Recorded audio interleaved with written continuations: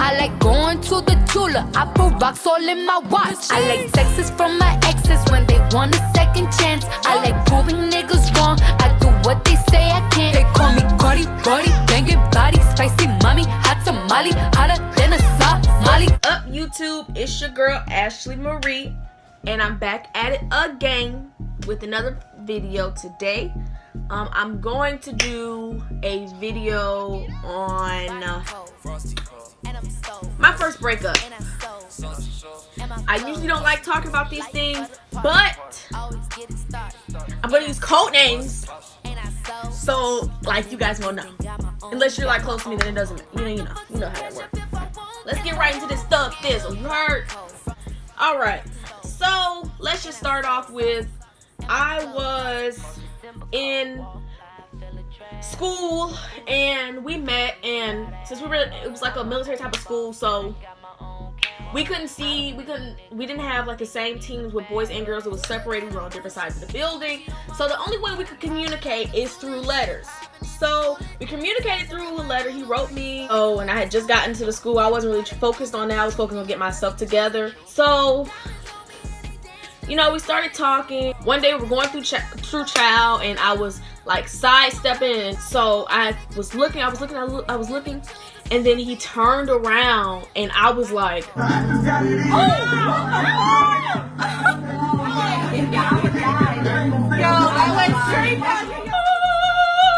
like I was like starstruck. I was like, I couldn't believe. I was like, this is who likes me? I was so confused. I was so confused, like, no, this can't be happening, but it's fine. So I was blown away. I was shocked. Like, I had butterflies in my stomach. It was crazy. So we kept talking, and eventually we started dating. October 1st is when we started dating, and he had some issues with another girl that I guess he was trying to date, like when he had first gotten there. Her name I would not disclose, but his name is John, as a code name. So John, I basically told him that if he wanted to be in a relationship with me, that he had to leave Margaret alone. That's the code name, Margaret. He had to leave Margaret alone. He had to break up with Margaret if he wanted to be with me, period. I'm not dealing with anybody who's going to be in a relationship. I'm not going to be some side chick. I'm not like some of these other girls out here. I'm sorry, I have morals and values, so that's just not going to happen. But I feel like now that I'm, that is over and done with, and I kind of learned from that experience, I kind of figured out that I didn't necessarily love him, or I didn't fall in love with him, but I fell in love with the image of him, like, in my head. Because, like, I put all the things together that I fell in love with what he wrote about himself on paper, basically. And me. And I still, and he's still in love with me now. That's fine. You can stay in love with me if you want to, but that's it. I moved on. And moved on. So you guys will understand that in a minute. So, time goes by. We finally graduate in December. Woo, woo. Everything was happy and stuff like that. And then January comes, and things were like, we would barely talk. We really talk to each other like that. He would give like one-word texts. Like, I hate when people give me a one-word text. Like, it really does something to me. It really kind of ticks me off in a way.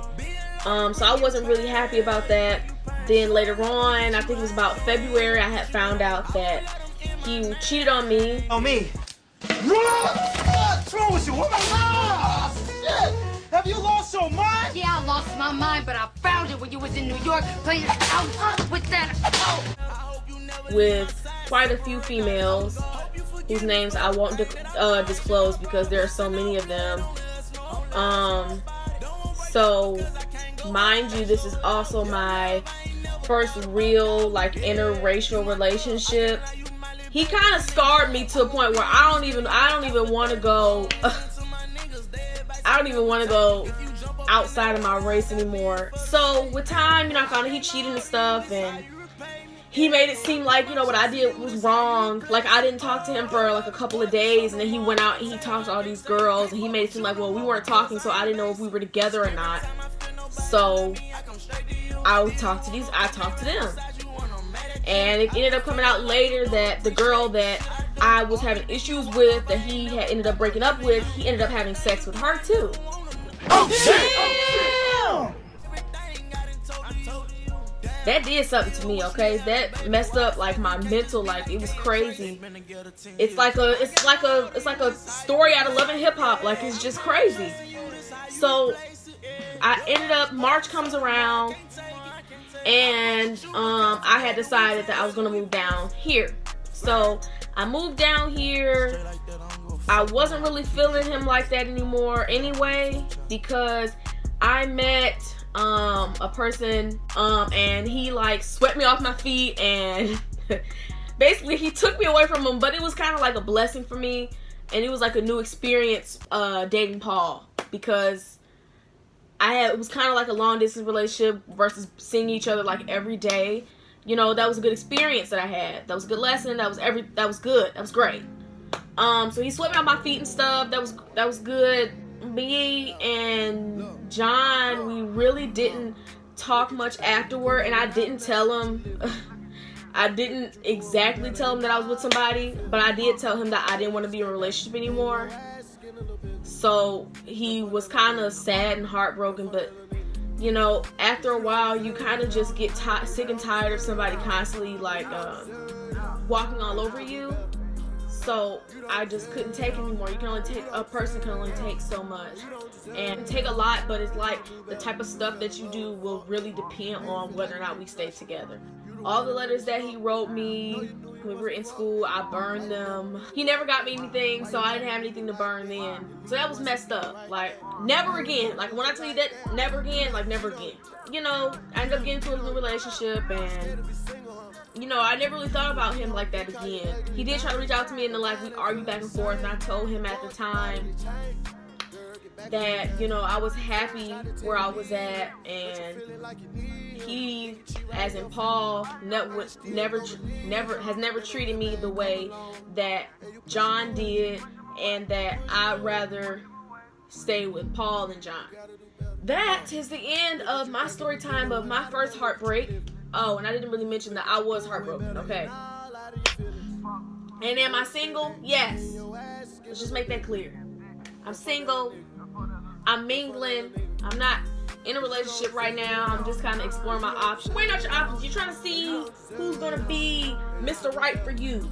That's basically what it was. So, that's the end of this video, man. Put a thumbs up. Comment on that bitch. Subscribe. And, peace out.